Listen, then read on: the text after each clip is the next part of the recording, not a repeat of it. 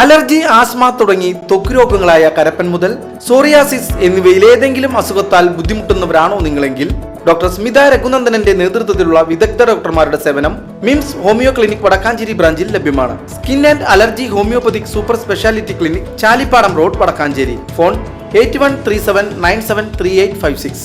നെല്ലിവായ് മുല്ലയ്ക്കൽ ഭഗവതി ക്ഷേത്രത്തിലെ ഭരണിവേല ഭക്തി നിർഭരമായി.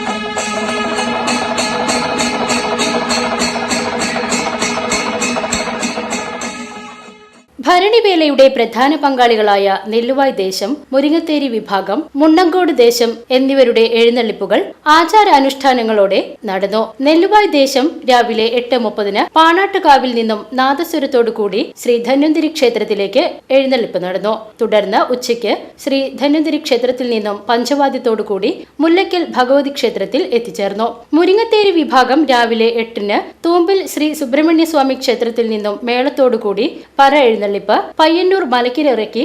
തുടർന്ന് പയ്യന്നൂർ മനക്കിൽ നിന്നും പൂരം പുറപ്പെട്ട് ക്ഷേത്രത്തിൽ എത്തിച്ചേർന്നു. മുണ്ടങ്കോട് വനദുർഗ ക്ഷേത്രത്തിൽ നിന്നും എഴുന്നള്ളിച്ച് മുല്ലക്കൽ ക്ഷേത്രത്തിൽ എത്തിച്ചേർന്നു.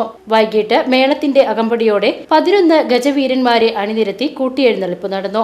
ശേഷം പൂർവാചാര വേലകളായ പറയൻ വേല, ഹരിജൻ വേല, തിറ, വിവിധ ആഘോഷ കമ്മിറ്റികളുടെ നേതൃത്വത്തിൽ നാദസ്വരം, കാവടി, തിറയാട്ടം, ശിങ്കാരിമേളം, ബാൻഡ് സെറ്റ്, കലാരൂപങ്ങൾ എന്നിവ ക്ഷേത്ര പ്രദക്ഷിണം നടത്തി. വൈകിട്ട് ദീപാരാധന, ചുറ്റുവിളക്ക്, നിറമാല, ഗാനമേള എന്നിവ നടന്നു. രാത്രി 11 താലപ്പൊലി, പഞ്ചവാദ്യപൂരം ആവർത്തനം. തുടർന്ന് വിത്തളവോടെ വേലയ്ക്ക് സമാപനം കുറിച്ചു. VCV news, Nelluvai.